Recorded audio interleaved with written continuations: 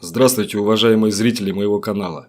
Предлагаю вам сегодня послушать несколько историй, рассказанных очевидцами о так называемом Чупакабре.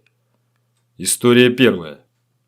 Летом 2004 года съемочная группа канала Сифи выехала на поиски знаменитого мексиканского монстра.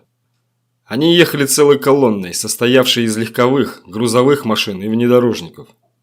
План был такой. Они должны были взять интервью у местных жителей и приступить к поискам непосредственно Чупакабры.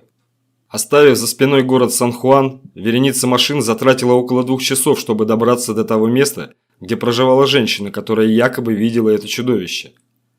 Местность эта была труднодоступной даже для внедорожников. Хозяйка лет 70 приветливо встретила их, щедро угостила, попутно рассказывая о своей молодости и жизни в этих местах. С балкона ее дома открывался замечательный вид на национальный парк Эль-Юнке. Она поведала, что встреча ее с Чупакаброй произошла в 1975 году. Летом того года в той местности было совершено множество нападений на домашних животных. Одна из собак той женщины тоже погибла. Ее нашли на склоне одного из холмов. При этом на месте отсутствовал череп и несколько костей животного. Ветеринары не смогли идентифицировать животное, которое бы имело такие повадки. Раз за разом пропадали и другие собаки, вопросы копились, а ответов не было. В одну из жарких августовских ночей женщина медленно ехала по поднимавшейся в холм извилистой дороге, когда внезапно странное существо появилось из-за высоких деревьев и вышло на эту самую дорогу под яркий свет луны. Машина двигалась медленно, и женщина в подробностях смогла разглядеть это существо.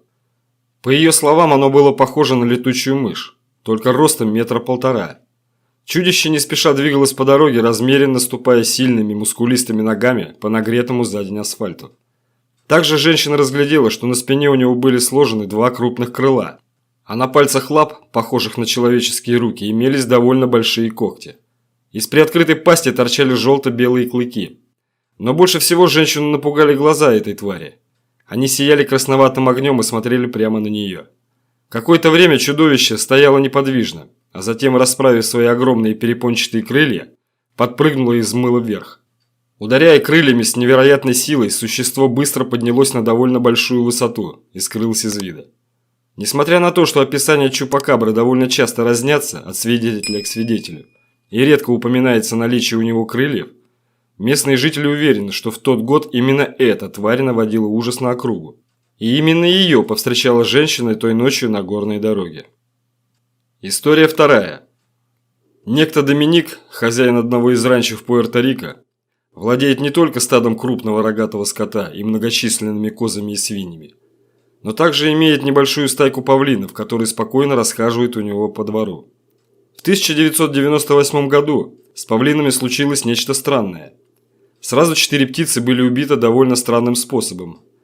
На шее у всех были небольшие укусы, но не это поразило хозяина птиц, а то, что у каждой птицы на ее маленьком черепе было аккуратное треугольное отверстие.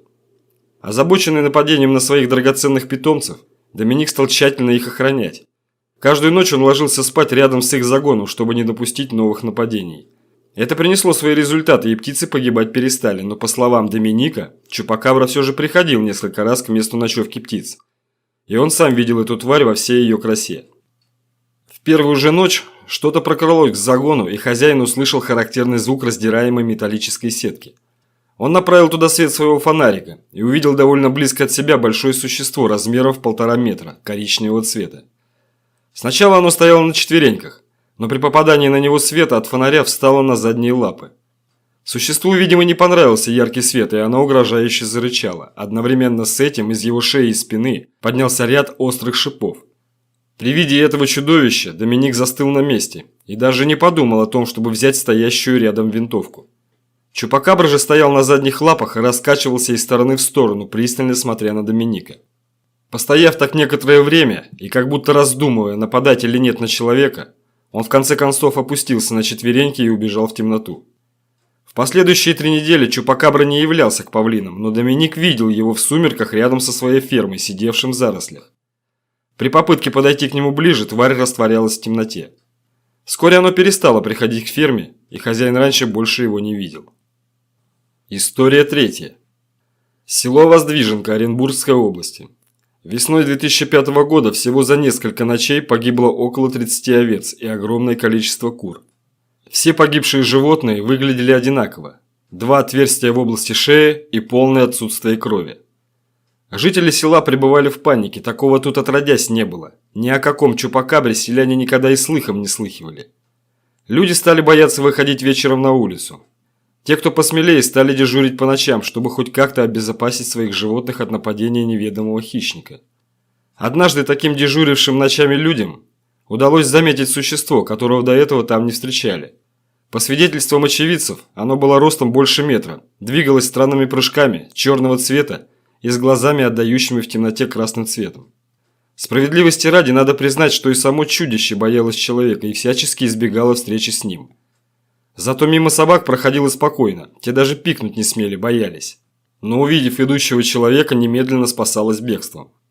Следующая область, где объявилась эта тварь, Нижегородская. Там сразу несколько очевидцев видели существо, напоминавшее смесь собаки с кенгуру. Затем чупакабру видели в Татарстане, но там нападения на домашних животных зафиксировано не было. Подписывайтесь, ставьте лайки и оставляйте свои комментарии.